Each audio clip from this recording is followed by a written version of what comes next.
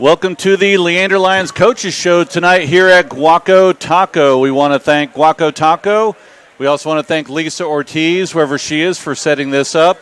We also want to thank the Leander Lions Booster Club football sponsors, our platinum sponsors, Thrive Realty, Modern Shade, PK Custom Pools, Quality Moving and Storage, LOA Construction, and Austin Roofing, and our gold sponsor is Funk.com.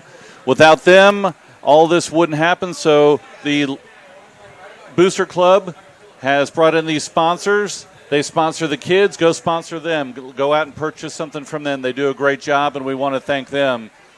We want to thank Coach Price for coming tonight. Thank you, Appreciate guys. it. Good seeing you. Yes, sir. Good to see y'all. You got his mic up good enough? Yeah. Okay. So let's go back to last week. Tough loss. Yeah, it was kind of ran into a buzzsaw with Pflugerville because it was crazy because Anderson beat them, looked like handily the week before. And just looking through some of the standings, and then Pflugerville beat Leander, Weiss beat Anderson, Hendrickson beat Cedar Park, Manor beat Georgetown.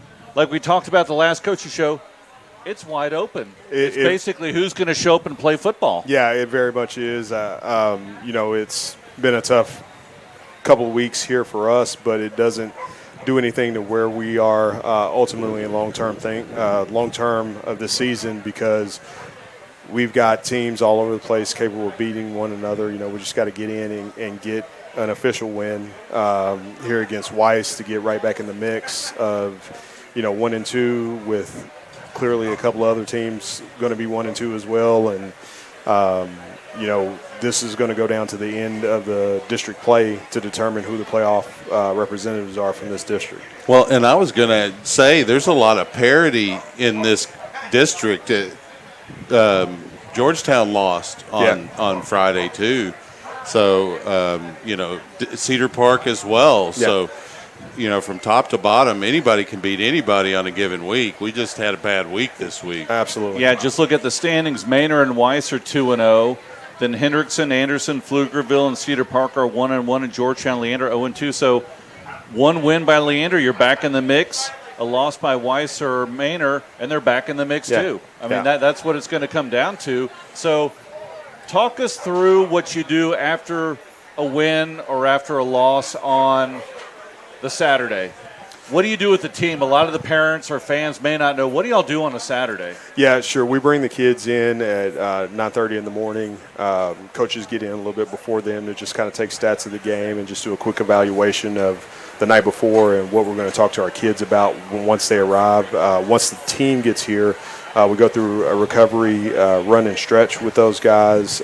Coach Beef, who's our strength conditioning coordinator, leads those guys through a bunch of different stretching paces. There's some yoga stuff involved. Then we go out and we actually let the kids throw the ball around a little bit to get them actually open up and running and do something fun with them. That takes us typically about 45 minutes to kind of get them through the recovery part of it. Then we bring them in and we split up by position groups, and we go through and watch the individual tape the night before, try to make as many corrections as we can that on Saturday, so that when we come in on Monday, we can do some physical correction with them, line up in a few things that the team next opponent is going to line up in that's similar to what we saw, and kind of walk them through that. And so it's just a way for us to kind of put the game to bed and talk a little bit about the next opponent. Then the coaching staff meets a little bit more on Saturday, and then we come back in on Sunday and get started with the next game plan. So when do you guys break down the film, that Friday night or the Saturday morning, or both? So actually with technology now, it's actually really good for us. We get all of the trade tape that we get from the other teams throughout the week. So we have their trade tape pretty early. So each coach does breakdowns at different times, as long as it's all done by Saturday when we get in, Saturday morning when we get in. The only thing we have to do is break down the night before's game, and we're pretty much ahead of the curve. So we do it kind of throughout the week. Do y'all watch the film by position group, or is that something y'all watch together as a team? Offensively, they kind of do a skill and line breakdown is how they watch film. Defensively, we do a lot of individual position groups because there's a lot more, or it's not as it's a little bit more intricate defensively for a position group. So, Just go up over there. yeah. That's right. Turn Y'all, around, y'all yeah. keep going. Yeah, we'll keep going. No, it's fine. And so defense is a little bit different than offense in that respect.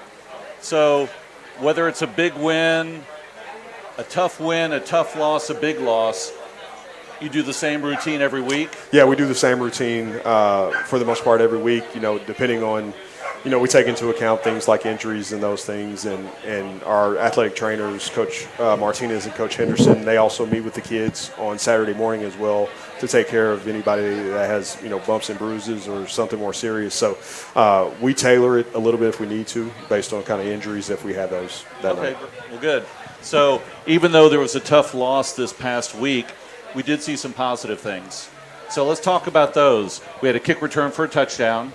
Yeah, and I know Chuck and I were talking on the broadcast. The ball went out of bounds twice. Was that something you'd planned because they're sprinting down the field twice to get them tired? To re-kick again? Did you just not want the ball? Did you think you were going to get a good return? Something you saw on film the week before?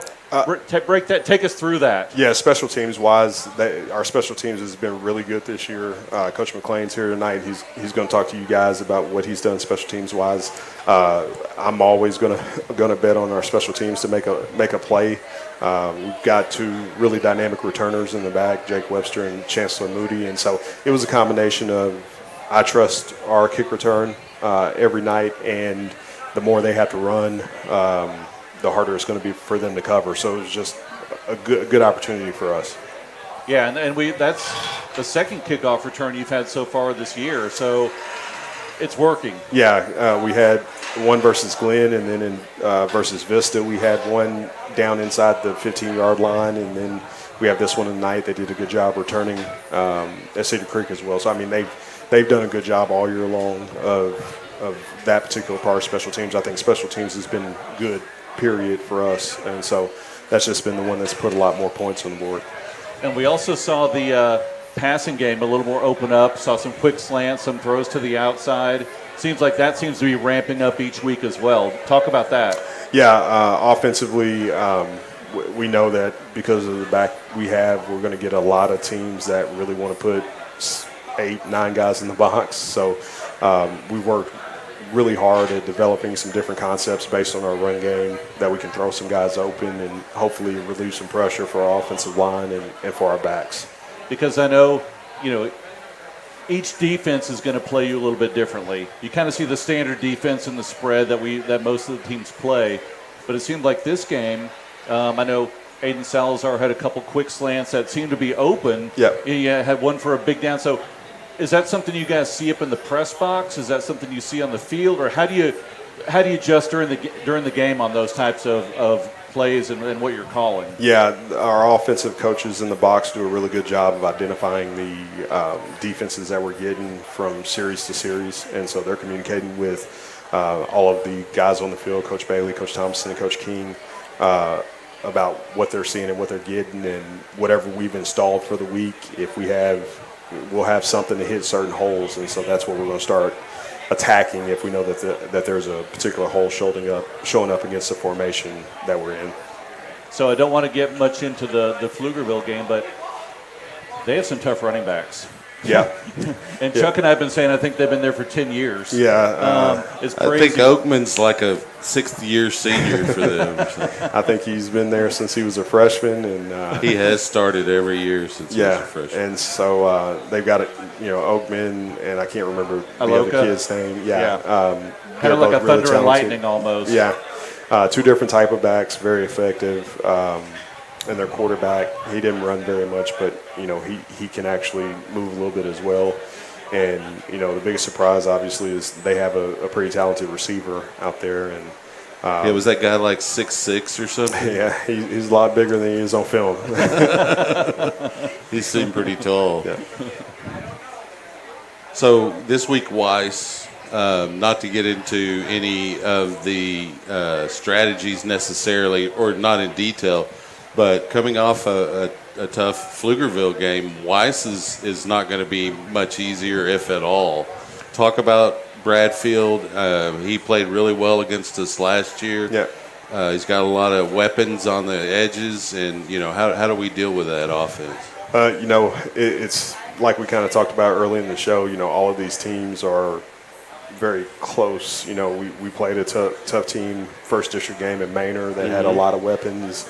Obviously, Pflugerville has a lot of weapons, so we played that close game with Manor, and then we have Pflugerville. So we know that we can match up with people. It's just going to be, you know, taking advantage of opportunities. You know, we got to make sure that we tackle well in space. That's probably the biggest thing that we need to do defensively, just get guys down on the ground. As far as scheme-wise, you know, we're certainly going to adjust. They're a little bit more pass-heavy than some of the teams that we played this year. So we're going to adjust some things coverage-wise to kind of help deal with what they do. They've got a nice little running back. I don't think he's as, you know, it's not the Maynard kid and it's not those guys from Pflugerville, but he's talented. So we do have to make sure that we pay attention to that, but we know they're going to operate their offense through the pass game. How important is the crowd in a game like this one coming up? Oh, man. I think that's been very important for us in all of the games. Every game we played at home, and including Glenn, that was at home, but, you know, on the other side. You know, I think that it's been a different environment for our kids. It's been really loud. When you're looking at a team that likes to throw the ball down the field, there's some potential communication issues with those guys trying to communicate to their receivers. So the louder it is, the harder it is for them to get information across to those guys. So it does help. It can also hurt us if it's that loud for us. But, you know, it's been a fun environment to hear it that loud and hear the stadium that excited about a football game. So the crowd needs to be a little more quiet when we have the ball and as loud as possible when we're on defense. Hey, blow the doors off of it anytime they want. And it's crazy how many teams don't run that. You know, you see it in your own stadiums, like at the Cowboys stadium, they'd be doing the wave. Right, Cowboys during the offense. And you're like, are you a bunch of idiots? What are you doing? Yeah, you kind of have to try to be an intelligent spectator if you can. And the students are there, you know, to see you win. Sure. But they're there for the environment and being around their friends. And when you're playing well, boy, that crowd sure does get rowdy. And it's a lot of fun. That Manor game might have been one of the louder games I've been to. Yeah, for sure. Okay. So let's talk about Weiss's defense.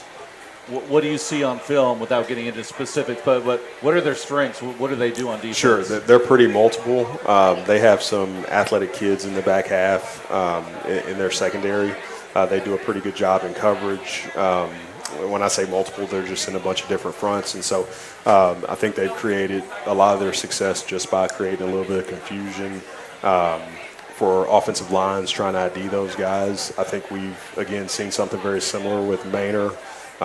They moved guys all around the entire game, and so our offensive line did a really good job of IDing the blocks and getting guys blocked up. So it's something that we've seen before, but, you know, when they get into some longer situations down and distance-wise, they're going to try to bring a lot of guys and try to you know, match them up man-to-man in the secondary. So we'll have an opportunity to win some one-on-one matchups. How do they stack up in the run fit, stopping the run portion of the game?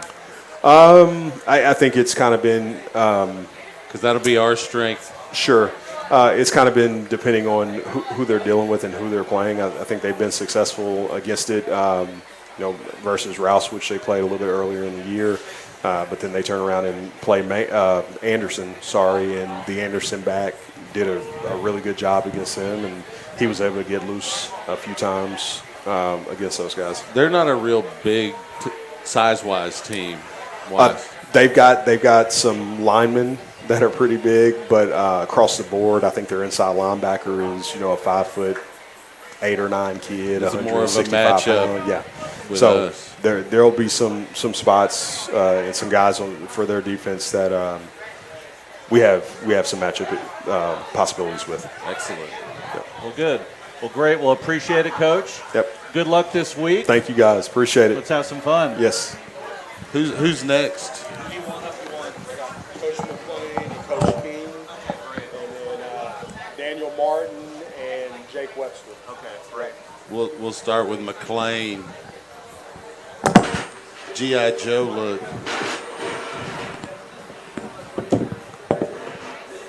Yeah, watch out for all the wires that are tripping hazards. How are you? Good to see you. Coach. Have a seat. Join us. Welcome to the broadcast. Thank you. How are you guys doing? Doing great. Well. No, this has been fun, and I think the boys enjoy it. And it's a great evening tonight. It feels nice. Oh, yeah. It's Weather's nice and kind of cool cooling down tonight. finally. Yeah. So special teams, it's been great this year. Yeah. I mean, we've seen a lot of success. So go over that with us. What do you do during practice, and what do you do with these boys, and how are they responding to what you're trying to teach them? They're really responding well. I think what we've done is a pretty good job as a staff is getting the right kids in the right spots. And then once we have them there, we're teaching the scheme each week. It changes week to week. But the kids need all the credit because they're really bought into that phase of the game, which can be hard to do sometimes. Sometimes those kids want to, get a break during that time period, but these kids have been fully bought in, and I couldn't ask much more from them. Well, a lot of guys don't realize that's a place you can make a name for yourself in special teams. Sure. I mean, it's a team effort, and as far as the coaching staff goes, we spend a lot of time on the weekends, offense, defense, but we do special teams too, and come up with a plan. And Coach King has helped me a lot this year. Several of the coaches step in and help when needed. And then I've been lucky as a special teams coordinator to be able to work with Coach Price because he allows me a lot of freedom to do some fun things. And because of that, I think that's why the kids get more bought into it because it's not super basic stuff. We actually, scheme it up and do some different type of things. And he used to have that role once in his right, career. I believe so. Yes, sir. So he's still got it in him, and he's not afraid to pull the trigger on some fakes and things like that when the time's right. It's nice to have somebody that you can lean on. Yes, sir. That's Absolutely. been there. Absolutely. And then will allow you some freedom Sure, as well. Sure. So. It makes it a lot more fun. So how much time do you spend each day on special teams? Does it change throughout the week, or do you hit it on a certain day? It changes. We touch on it each day, a different phase of special teams, and then Thursday's our big day to really hit everything. We do what we call kick the field, and so we're hitting every phase of special teams and treating it as close to like a game type situation as we can. And so it's a combination day to day. And by Thursday, we have everything ready to go so we can run through all of them. Tell us about your young kicker and how well he's played this year. year. So we kind of talked to him last year as a freshman about the possibility of maybe kicking on varsity in a certain situation, and he was a little bit scared. And we were worried about what he was going to turn into this year, and he's just been as confident as you could ask for from any kicker because that's a tough position to play. But from a sophomore, it's been pretty impressive, and he's got quite the leg. Yeah, because I don't know if it was the first game or the second game. We had a few punts that were kind of off to the side, a little bit short, kickoff. But you talked about him being a little nervous, but he kicked, a 40-something yard field goal, I think, at one point, and now he's just booming the ball out of the end zone. His punts are solid, and you can just see the growth of him and the maturity over just these short period of time. So what a lot of people don't realize, his first varsity punt, he was backed up in his own end zone, and that is added pressure, obviously. Welcome to the big show. No doubt. And but like you said, each week he's progressed. He's gotten his confidence, and we're able to do more things with him each week as we, gain that trust with him and see what he's capable of doing. And it's just been fun to watch. Yeah, we're talking about 31, Ivan Rodriguez, for those listening. It's a nice weapon to have. Oh, absolutely, yeah. No, he's being great. So tell us about yourself. What all do you do besides special teams on the team, football team? Do you work with the other levels, JV, freshmen as well, or is it just varsity? Yes, sir. So on the varsity level, really on all levels, I coach the rover position, which is kind of a hybrid safety outside linebacker type player. And then I work with the freshman blue team, and I'm the defensive coordinator for that group. And they're having some success too, and so they're a fun group to work with. They're getting better each week, and that's all we can ask for. That rover position takes a lot of recognition from your players, a lot of reads. They have to know what the offense is in. Are you on the field or are you up in the I'm box? on the field. I You think get hoarse sometimes yelling at Oh, those guys? every Friday night, and sometimes I go into Friday hoarse from the night before in the sub-varsity. So, yeah, there's a lot of yelling going on. Well, it's like I said, it's a complicated position because you don't just get to, okay, I'm over here over the guard and just going to go, or I'm in the gap between the center and guard. It's time to go. I mean, you literally have to look at where those skill guys are lined up, decide if it's a run or a pass, and you have to recognize a lot of things. So there's a lot to look at pre-snap Right. to get lined up correctly, and then once the ball snapped, there's a lot of reads involved, and they can be very much involved in the run game and very much involved in the pass game in any given play. And so they've got a tough job, and we've got a pretty solid group of kids that are over there on the varsity level that have done a great job. We've moved them around each side of the ball, back to free safety, some of them are playing linebacker. There's been a lot of rotation. But any one of those guys, I trust to go in there and do a good job. Well, and one of the benefits of that position is sometimes you get to line up on the weak side of the formation and just take off straight to the quarterback, and oftentimes you're untouched. Yeah, we've done a good job of including our rover blitzes and trying to get those guys free because they do bring a speed aspect, even though they're a lot of times blitzing from maybe a little bit wider angle, they still have a chance to get there because they're a little bit faster because they play in the secondary Well, zone. and if that offense doesn't have a quick release pass ready to go in that play situation, that quarterback's either going to have to run or he's going to get hit. Yeah. So anytime you guys have seen our defense, we like to bring a lot of pressure and from different angles and get the quarterback to throw the ball and get it out of his hands quickly and hopefully bottle him up if he takes off running. Well, and force him into some mistakes. Sure, That's absolutely. the idea, obviously. So tell us a little bit about yourself. Where'd you go to school? How long have you been here? All right. So I grew up not too far down the road, went to McNeil High School, and then graduated from Texas State University. I was at Austin High School for 4 years when I first got into coaching, and then I've been here the last 7 years. Outside of football, also in the head wrestling coach, so that's a whole nother awesome. beast.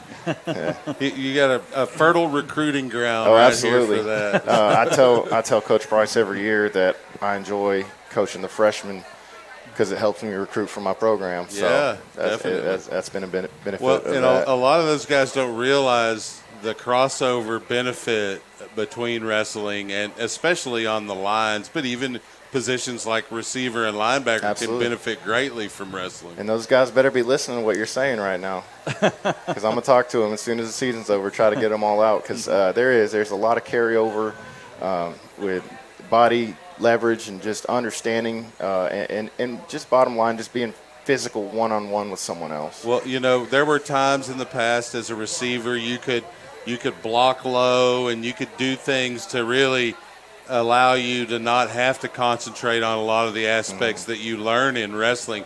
But these days you can't get away with those types of blocks. You're pretty much a stand up and push the guy kind of block on the edges, and that's where it comes in really handy. It's really, to me, one of the best complements to football. And we always push our kids to go do something else. Like, you can't just play football. You need to be involved in competing somewhere in track, wrestling, baseball. Soccer. We got a lot of baseball kids, soccer, basketball, anything. Just go compete because that ultimately is going to help you as an athlete and as a football player. Well, I could, soccer kind of helps out the receivers and the DBs a little bit, but, again, blocking-wise, you can't go wrong with wrestling. Yeah, there's just a lot of leverage points and things that we teach that really do just complement the game of football. Well, and just from my own experience, I had a couple of sons that spent some time in the wrestling program as well, and one of them swears that his first year in wrestling that he could totally understand leverage that next year in football and know when he's assisting on a peeling off on a double team to get to that next level, whether or not he could just simply push the guy because he realized what kind of balance that defender was under at that time, and he could push and move to that next level. Absolutely, So. and we really see it help our linemen. And Coach Thomason is my assistant coach and also coaches our O-line. So we push all those guys to get involved, and they see the benefits of it. So is there a powerlifting team now? Not at the moment. Not at the moment. That's about the only other thing that might benefit the linemen. No, we do a lot of off-season lifting Track. and things like that. But yeah, we push our kids to track. We want them all to run. We want all the big guys to go throw. So yeah, we're always trying to get them involved in something else. Well, and just being in a competitive environment is beneficial as well, because we talked about Ivan earlier. And him being afraid, once he gets into that competitive environment, he's obviously adjusted and has grown in his confidence. And that kind of stuff happens by competing constantly at those high levels in those other sports as well. Absolutely. So that's, again, we always push our kids to compete in something else. And even within our off-season program, we come up with competition days and things to just get them to compete against each other or compete against someone else. It's always going to help you out. For sure. Well, appreciate it. Right. Thanks for joining us Thank tonight. You guys. Good luck. I appreciate you having me up here. Who's next? We got Coach King. Oh, Coach King.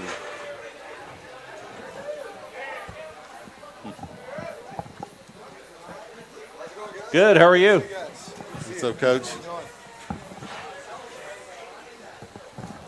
Well, welcome. Hi, guys. How's it going? Good. Thanks for joining us. I appreciate y'all doing this for us. Yeah, known you a long time with all my boys and girls going through, and I know you the same way over at Running Brushy Middle School for a long time, and now you're up here working at Leander High School. So you've known a lot of these boys for a long time. I have known a lot of these guys for quite some time. Seen them as little sixth grade PE warriors out there running Brushy, and watch them grow into young men they are today. It's been very rewarding. So talk about that. I mean, you see them as players. Sometimes they're smaller, sometimes they're bigger, and things change over the years. Their personality changes. They get more confident. So just kind of go through that process from just watching these kids grow up, and they're getting ready to go off to college soon. Sure, and that's that's part of one of the benefits of this business, right? You really get to see these kids grow up and become young men, and particularly coming up with them from the middle school level all the way up to the high school level. I've seen them grow quite a bit. I'm looking at one guy across from us right here, Gavin Brzezinski, who was I don't know, about 5'5" maybe. Best when he was a football name grader. on our team, I think. Absolutely, Brzezinski. My mom's from Wisconsin. He sounds like he belongs there. So it does. It sounds like he should be playing for the Packers or the Bears or something. Absolutely. So just go from a little guy as a middle schooler, and all of a sudden he hits a growth spurt, and now he's starting on a varsity defense. I've seen a lot of kids do that. It really teaches you to work with all the kids, because you never know who's going to grow up big and get stronger and faster. Right. If you neglect someone as a freshman because they're small and slight of stature, they may come back 8 inches taller and about 75 pounds heavier. I mean, we'd like all of them to do that, but we'll take as many as we can get. Right? Absolutely. So through middle school and high school, you see these kids probably more hours than the parents do. All of you have to be mentors, right? And basically extra parents to these kids. Talk about that.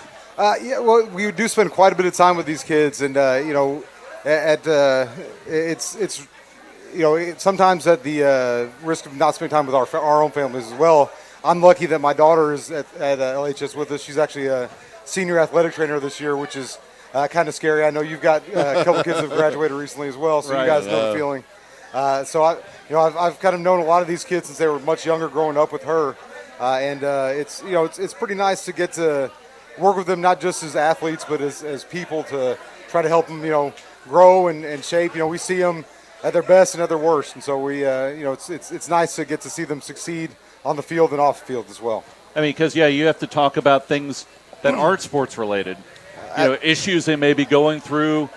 Get in trouble doing something, and you have to deal with that. Absolutely. The sports are the fun part, right? That's the part we all really enjoy doing. You get to try to help them work through issues in the classroom and in their personal lives, and things at home, things with their peers, and kind of teach them how to navigate that as a person. Well, just how to communicate with other teachers sometimes. Absolutely. Because a lot of times they may be having an issue in a class, and it may be not necessarily behavioral, but a misunderstanding between the teacher and the athlete. And absolutely, with kids these days, right? The communication issues are not they have a lot of issues with communicating, and so they like teaching them how to do that professionally with a phone in their hand. Right. I mean, I don't know what it was like growing up texting everybody. So going and having a conversation with somebody is a skill that they have to learn. You had to do you have that. to help them do that. And you still should learn that, and it's a difficult skill to master. Absolutely. It's just a matter of overcoming fear a lot of times to actually do it, but to become effective at it, it takes practice, like anything. Sure. Absolutely. So let's tell some of the listeners and those that are watching, where'd you grow up? Where'd you go to school? How'd you get to Leander High School? Sure. Well, I grew up in Arlington, Texas, went to Arlington Martin High School, went to Texas Tech and graduated after that. Started my coaching career in New Caney at a school that's just outside of Houston, coaching all sorts of sports there. I came here, I believe this is my 10th year here in Leander ISD. Started out at Running Brushy Middle School, and I actually was kind of given an in to Leander ISD from my uncle, who was a head baseball coach here at Leander High School in the early 2000s.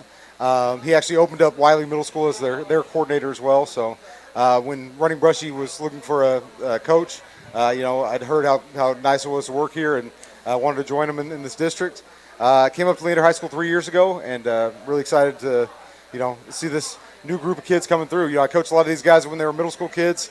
The new ones, though, these freshmen, I didn't get to work with them back in middle school, so brand new kids to work with. Well, that says a lot about the school district, because you're not the only. I mean, I've been doing this for a lot of years, and there are numerous people that I've spoken to that said as soon as I knew I could get in at LISD, I did. Sure, it's been a great place to work for a long time, and I'm very lucky to work here. Very happy. Let's go over what positions are you working with these boys on, from I guess freshman to varsity. Sure. So I'm, I guess my technical position would be the tight end H-back coach this year. I've been an O-line guy for most of my life. You can't tell by my build. So I'm working kind of in collaboration with a bunch of different coaches. Sometimes I'm with Coach Thomason in the offensive line. Sometimes the H-backs are working with the running backs. Sometimes I'm working with Coach Spencer and the wide receivers. Just kind of floating around. So kind of all over the place with the different positions, kind of with our flex guys, right? Our the guys that line up sometimes on the line of scrimmage, sometimes at receiver, sometimes in the backfield. So a bunch of different multiple positions on the offensive side of the ball, kind of the catch-all guys that do all the stuff that we need them to do. How do you deal with those H-back guys? Because they always think they're a running back when a lot of times they're there just to bolster the offensive line. We like to give them the ball every once in a while to keep their spirits up, but really they are the 6th and 7th linemen that I'm working with. But generally, so not always, but right generally they can be mouthy, like, give me the ball, coach. I mean, I need the ball. Absolutely. We're very lucky. Our guys aren't like that, right? The team first mentality. They like to go out there and do what they can to help the team win. But, it's nice to throw them a bone every once in a while and let them catch a little pass here and there. It's also fun when they make a big play from one of those positions. Absolutely. Yeah, we're very lucky to have a good group of young men that I'm working with this year. People like Peyton Gordon, Joaquin Garza over there. We're lucky to have Dylan Capers come out from baseball to help us out at the tight end position. We wish we could have had all these baseball guys like Jaron and like Dylan and Jaron and Evan and Sam and Chase for all 4 years, but we're very lucky to have them out with us right now. So, talk a little bit about Joaquin Garza because he was a quarterback coming up through his career earlier. Absolutely. And now he's finding, he's a big kid. Right. He found himself, in a little bit of a different position. Right. So Joaquin, he's produced well. He has. He's doing a great job out there, and. Joaquin, played quarterback for me in middle school. Coming up, he played some quarterback. He had some arm issues as a younger high school student, as a freshman. And so he played a little tight end as a freshman as well. So we knew he could do it. Last year he comes back, played some quarterback. And in the spring, he was kind of just, I don't want to say messing around, but, just going out there and catching passes. And we kind of were watching him and thinking, maybe this guy can help us out a little bit.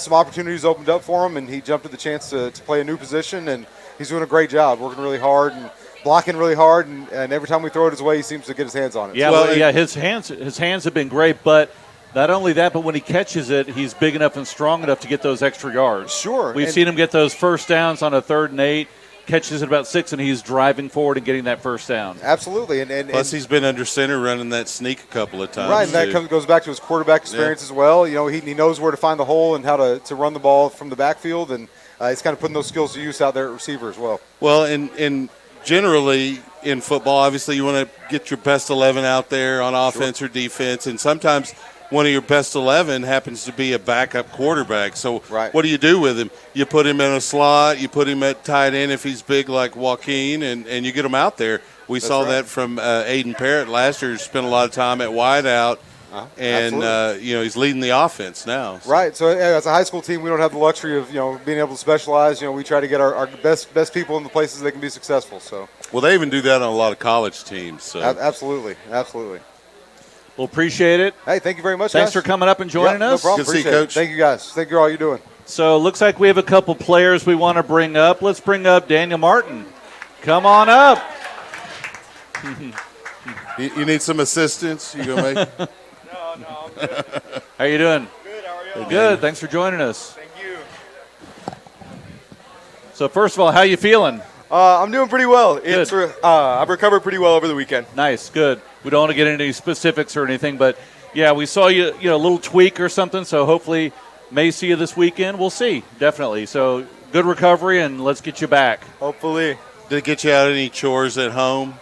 Yeah, my brother had to mow the lawn. I got out of that There one. you go. That's a positive. Anything's beneficial, right? Oh, for sure. I mean, especially this time of year, you're really busy. You're dealing with football. You got school. You got, somewhat of a social life. You may even have a job I'm not aware of. So.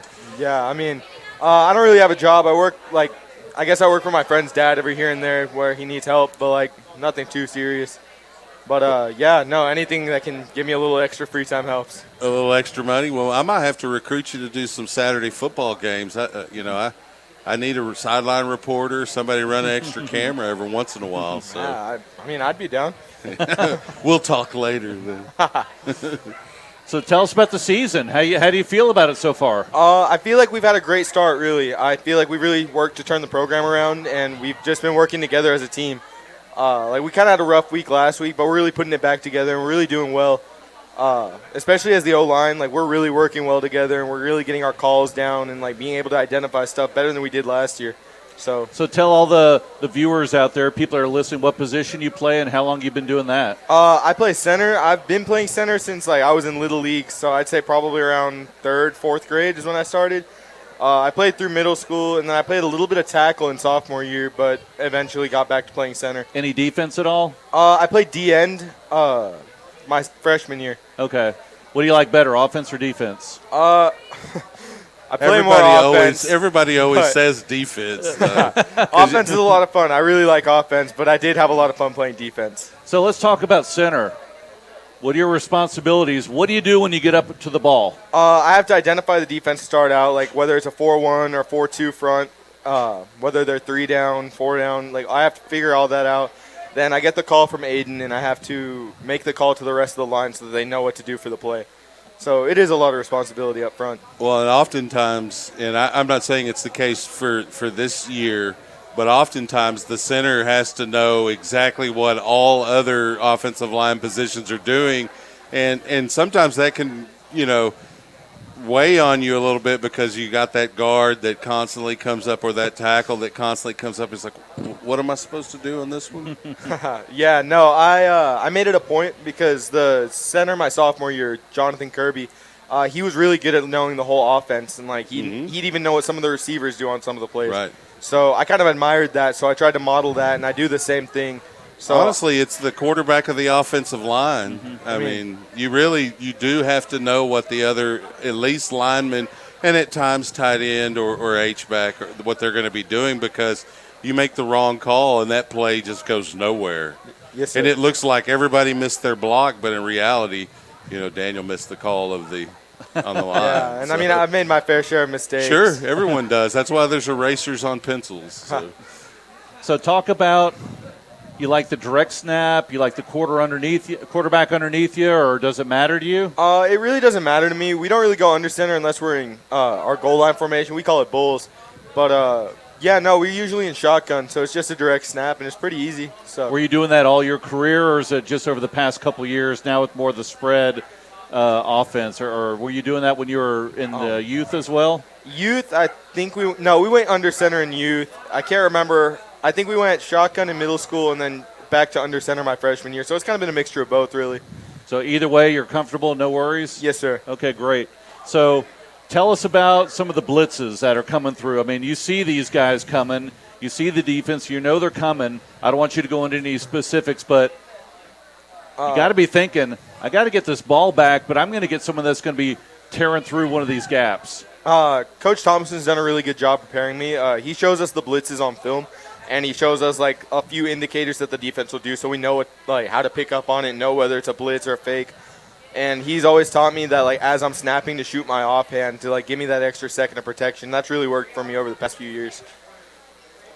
Well, and just one missed block, and it can cause a lot of havoc. You know, there could be injuries, turnovers, switch momentum. So it's vitally important that you guys get your blocks on those type plays, yes, especially. Sir. Yeah, especially with the blitzes because they're picking up momentum and they're coming straight for the quarterback. Yeah, that's what their crowd wants, is they want to see the quarterback get hit, see him fumble, and because it'll rile up their team and give them that momentum. So, while people who are just tacitly watch football and I'm a Longhorn fan or whatever, and they watch it every once in a while, they don't realize how important that play is up front.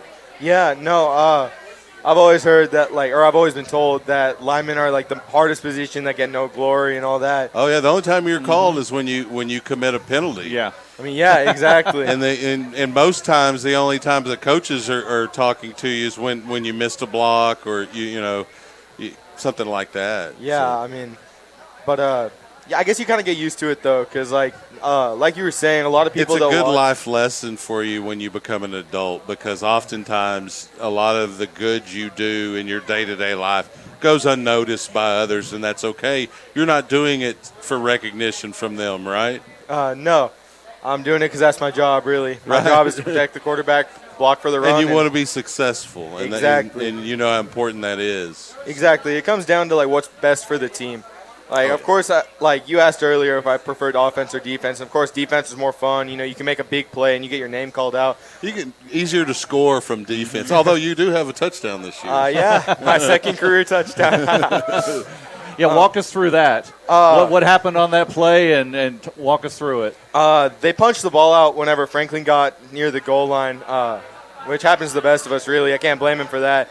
But it was a lot of havoc. Like I saw there somebody was just bodies flying everywhere. Yeah, it looked like Maynor had it, and then one of our guys had it, and then back to Maynor. Then I saw somebody flip the ball into the end zone, and I dove on it, and I guess I just came up with it.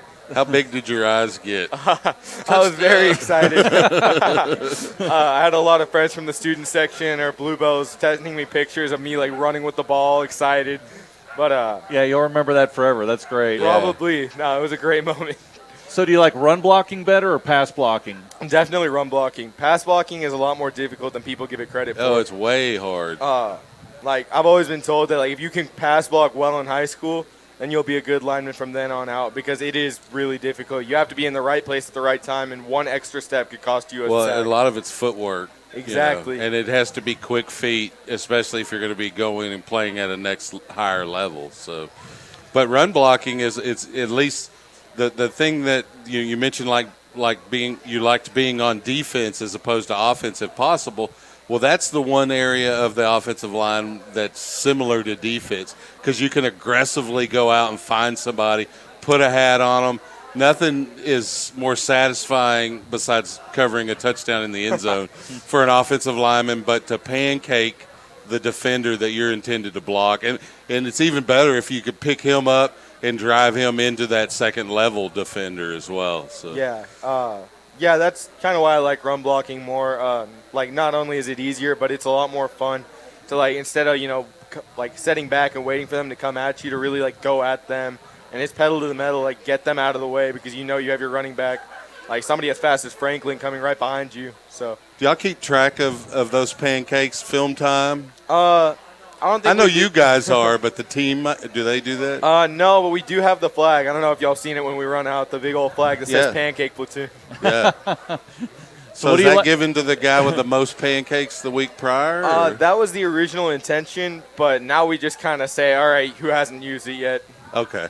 So I got Because it it is a week one. team effort on the offensive line. I mean, you could get a pancake block, and if the other 5 guys don't do their job, then you're in trouble, right? Exactly. It doesn't matter what you did at that point. So what do you like to do outside of football? I'm in track as well. I throw discus. I'm not really great at shot put, but I guess I tried there too. What about outside of school? What are some of your hobbies? What do you like to do? Really, I just kind of hang out with friends. Like we'll go fishing or we'll just hang out at somebody's house. I mean, other than like homework in school, like I try to have fun with whatever Yeah, time it's I a busy time. You're either doing football or track most of the year, so it's always a busy time. Have you started looking at schools? Yeah, I'm really interested in Tarleton State. They have a great business program and like what I want to study, as well as Incarnate Word. And then my dream school since I was younger is Texas Tech. So those have been my top 3, but I'm really open to any school because I want to go play. Yeah. Well, Tarleton State has an okay football team, but they're national champs in rodeo just about every year. Are they really? Yeah. I didn't even know about that. That's funny. I believe it. I mean, it's kind of. Yeah, it is. Well, my brother graduated from Tarleton. Oh, It's a gotcha. good school. Yeah, I took a campus tour there, me and Philip Sines, and we just fell in love with the campus. Yeah. Like it's a really good school. And Stephenville's not too bad of a town. It's Yeah. moderately sized, and there's things to do, and it's close enough to the Metroplex but far enough away that it's hard to get in trouble, but close enough that you can still go do stuff. Exactly. And I mean, I don't like a super big town. Like Leander, I'd say Leander's pretty good. Yeah. And Stephenville Very is similarly Yeah. sized. Yeah.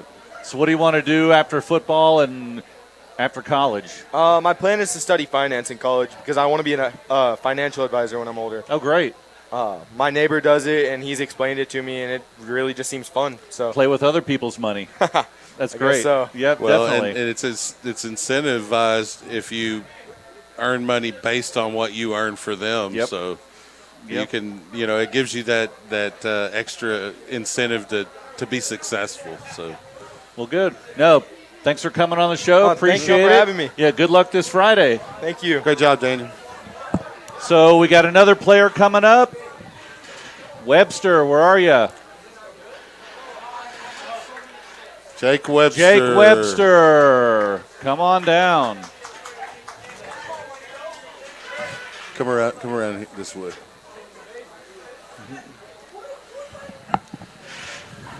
Here you go. How you doing? Good, Thanks how for are joining you? us. Thank you.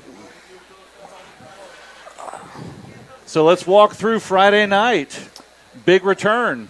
Yeah, it was Let's a great talk about it. I return. mean, hey, ball's coming down. What do you see when you catch it? What are you looking for? So, a couple minutes before, they had just gone down, scored real fast. So I knew we had to come back with it, make sure we answer fast, just come out and set the tone. That way they know we're still here, we're still in it, and we're ready to play. So the first 2 kicks were out of bounds, let them go out of bounds. And I'm thinking to myself, okay, if this third kick comes out or is anywhere near it, just play it or let it go out of bounds just so we keep marching down the field that way. Well, it was towards me, and I was able to catch it and return it. Well, I start going up middle of the field because it was a middle return, and I'm not seeing anything at first, but I look to my left, and I see Ethan Ortiz with a great pancake block. So I'm able to stick it up in there, and I attacked the kicker, and I remember what Coach Bailey was talking to me about, where, ran straight at him, stem one way, and go the other way. And I was able to get around him, and after that, I just remember thinking, don't get caught, or you'll get made fun of. So Yeah, that's always the running thing. You there. never want the kicker to bring you down. But I know we were doing the call in the game, and we could see it open up, and that kicker's right there.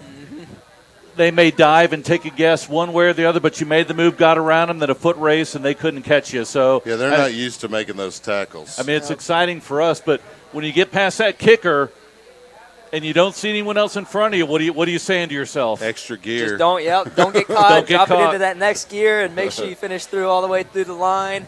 I was just always taught, hold the ball, give it to the ref. You could go celebrate with your team, but just make sure you score. And I was able to do that with the help of my team. Fielding a kick is one of those specialized skills in football, and there are a few: deep snapping, field goals, punting. But Punt return, kickoff fielding a kick is frightening enough when there's no one around you and there's just people watching you. And that kick, because it's coming fast, and it's coming from high oftentimes. And to have people bearing down in their lanes, and you have to focus on first securing that football. Talk about that experience, because that's a tough job. Yeah, I always just think to myself, you got to secure the catch first. I do that with offense. I also do that with the kick return. Make sure just we retain possession, because that's better than anything. Just having the ball and we can march down and score.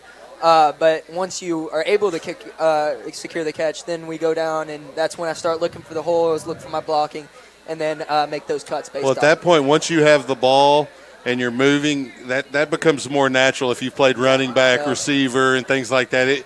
It's just, fielding that kick was because I was a deep snapper, and oftentimes the guy fielding it would punt it back or throw it really high in the air, and I could see, it's like, man, that's scary to try to have to field that. And, yeah, it is nerve-wracking, but I usually just try and keep my mind clear so I'm not overthinking it and just let my instincts take care of it and just take care of what I know I'm capable of. Well, and with anything, do it enough times, it becomes second nature. Exactly. So. The muscle memory with all that is just great, and just being able to have that repetition underneath my belt, being able to have returned when I was younger also helped me with that, and just being able to have the muscle memory of catching it and knowing what to do after that is great. So what do you tell the linemen when you come on the sideline? I mean, are you high-fiving those guys?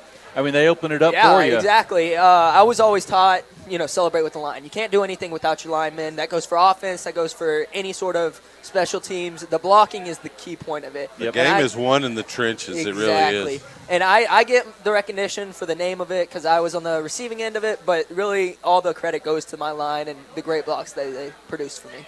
Well, I knew that Pflugerville was in a little bit of trouble when they kicked the second one out of bounds. And I told Mark in the broadcast, they've just sprinted 85 yards twice, and they're going to have to do it a third time. Watch out. And it opened up, and you saw it, and you hit that hole. And once you got past that second level, those guys weren't going to catch you. No, not at all. Well, we've also seen you catching the ball quite a bit. And I know last year you did a little bit of everything. So talk about your transition from last year to this year. Well, this year I knew I'd be taking on a bigger role. As Aiden went to quarterback, I would have to step up into the starting J spot. So I wanted to make sure I was prepared, whether it's the off-season workouts, working out with some of my teammates, just on our own, just being able to work out and prepare for the next year. But I wanted to make sure that we were able to be successful this year, as we last year with our previous seniors. We had set up something new, something that was coming to change Leander, and I wanted to make sure that I was doing my part in order to help move Leander forward. So I made sure that I was at every workout I could be at, doing the extra stuff, going the extra mile that we need in order to change this program. Talk about that a little bit more. You've been in the program, you see the program even when you're at Running Brushy. Change, you just mentioned it. Talk about the sense of that in the program, because we can sense it from the broadcast booth, the attitude pregame, during the game, these shows, etc. But talk about it from a player's perspective. So I grew up in the Leander area, always been a Leander Lion. I knew I was going to go to school there, so I always supported them even when I was going to Running Brushy Middle School. And during my freshman and sophomore years, Leander wasn't the best team. We were overlooked, overshadowed, and we were the underdog in every people situation. Aren't saying it's just Leander anymore. Exactly. So the senior class before me, the class of 2021, had this envision of changing the program. And they set a great foundation. They were great leaders to us, great mentors. Garrett Landry and all the other receivers had all the underclassmen come out and run routes with them so we can improve ourselves too. But just having that leadership before the next season was able to help us set us up for what we have going this year. And what you're setting up is going to be a bit of a legacy for your class. Regardless of how this season plays out, the standard is being set by you guys on how to approach the next season when it's off season, how you're going to approach your workouts in the weight room, and how you're going to approach those. days when you're just in shorts and a shoulder pads or just in shorts and a Schimmel shirt. I mean, you still have to work hard on those days just like any other day. Yeah, exactly. And just like you're saying, with the legacy, this is my last year here. I'm giving it as much as I can throughout my senior year. But my biggest goal is for the next year, the next class, the class of 2023 and so on, to be able to see that we are not just Leander. We are someone that is an actual player or an actual team that people need to just think, oh, it's not a walk in the park. We're here to play. Well, there were a few years when having 2 wins in a season was considered successful, and we're halfway through the year now, and we've got those 2 wins. We want to add, if we can, 5 more, obviously. Exactly, yes. So you talk about, success, passing it along. You talk about success on the field. One of the things that I love to watch that I think makes a complete player is a receiver who can block downfield. I mean, that's a huge part. I love seeing that block because it always seems to get that tailback, the running back, down the field for a touchdown. I know the coaches have talked about it at that this year. How big is that? That's huge. That's Coach Bailey's biggest point. If you can't block, we got to find another place for you. Being able to block is not only selflessness, but just being able to help the team. We play a team sport, and just being able to block and contribute to that team, that 1/11th, and just playing your own part is huge, and especially helping with the rest of the game. There could be a difference between a 6-yard run and a 60-yard run. Exactly, yes, One sir. block on the edge. Yes, sir, yep. And that's been a huge focus. We had a couple of great blocking receivers, and I've tried to model my game after them, just being aggressive, breaking down, and being able to hit them and stay on the block as long as possible. Yeah, because I know when we were a little bit younger, and you may have done it at the youth level, but we used to be able to cut block. You'd be out there and you'd cut, you'd roll, and they'd go on. They don't do that anymore. Now you got to get in their face, and you got to try and get it one way or the other, thinking where's the back going to be and trying to make my move, and where's that cornerback, the safety coming up. Talk about how you approach that in practice and in the games. I always like to sit down with my coaches and understand each play. That way I understand where the ball is going to go or where it could potentially go and base my block off of that. Of course, it comes down to the running back being able to read the block. They have to read that block, right. But being able to maybe try and help in a certain situation that we're trying to attend, if it's an outside run, being able to shield them off, or if it's an inside run, being able to block them and wall them into the outside. Just being able to understand each play and where it's supposed to go has helped me, I believe, just make those blocks. And it makes my life a lot easier thinking about just being able where the running back needs to go. And if you're really successful, especially against individual defenders, blocking, you can really get in their head and affect their game and their ability to cover you later. Yeah, exactly. Frustrate them. Just being able to be in an offense that is mixed between run and pass, it's tough on defensives, and you're able to show blocking and then run a route. Defenses are always left guessing. Just making it difficult on them and being able to block earlier in the game or later in the game has huge impacts on how open you could be later. So tell us what you've seen from the Weiss defense on film and what you've been coached this week. They have some great dudes. They have some dudes that can play, and we got to come out here and just execute. It's not going to be a cakewalk. We got to come out here and we got to take practice seriously. We had a great practice earlier today. Just coming back and retaining all the information that we've learned from today and being able to execute it tomorrow is going to go a long way into helping us prepare for the game. So what do you like to do outside of Leander, outside of football? I'm an active guy. I enjoy just being able to go outside. I throw the football a lot with my younger brother, who's a freshman here at Leander, and just enjoy hanging out with my family and friends. So I do mostly that. A lot of it's also schoolwork, just making sure I'm on top of the grades, as well as just being able to make sure I balance my social life along with my family life and my school life. You want to play college ball or? I've been looking into that. I've also been looking into trying to get into Texas A&M, as I am trying to become a second-gen Aggie. But my goal later in life is to become a firefighter and go on to maybe become an arson investigator too. Oh, wow, that's great. Well, congratulations on the season so far. I mean, you've got, what, Five few games left? Sir. Man, I mean, you got to take each one saying, gosh, a lot of guys don't realize Exactly. how quickly the end of their football career comes up as seniors. Oftentimes, even if you want to play college football, it's the opportunity isn't necessarily presented to you in a convenient way. Everybody can do it if they work hard enough and go, maybe a tough route through it. But ultimately, it's important for you to really understand that these last few games may be the last time you snap a helmet on to play. I mean, you might do it as a goof later on. Yeah, intramurals, that has made my life a lot easier, just attending Texas A&M. Just the thought of intramurals, still having the sport, not leaving it per se, but it won't be the same. But still being able to just run around and throw a football is also good enough. From personal experience, continue to do calisthenics before you play intramural sports. I thought I could just walk up there one day and run some routes, and I had a hamstring issue the rest of intramurals. So make sure you stretch. Yeah, you've had a great senior year so far. Keep it up. Good luck the rest of this year. Good luck, Jake. Thank you. Thank you. Well, that will basically be the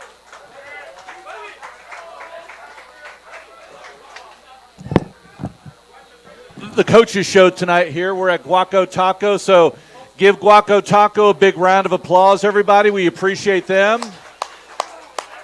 Thank you, coaches. We want to thank our sponsors. Let me go through them one more time before we head out. We have our platinum sponsors, Thrive Realty, Modern Shade, PK Custom Pools, Quality Moving and Storage, LOA Construction, and Austin Roofing, and our gold sponsor, Funk.com.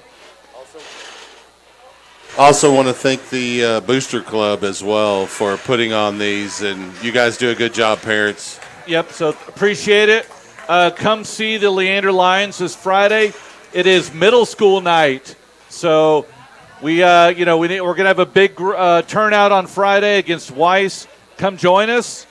We'll see you on Friday. Have a great week. I hear that middle school team's pretty good. So, make sure y'all are recruiting while they're here. Definitely. Well, thanks for coming out. Thanks for tuning in. We'll see you on Friday. Good night.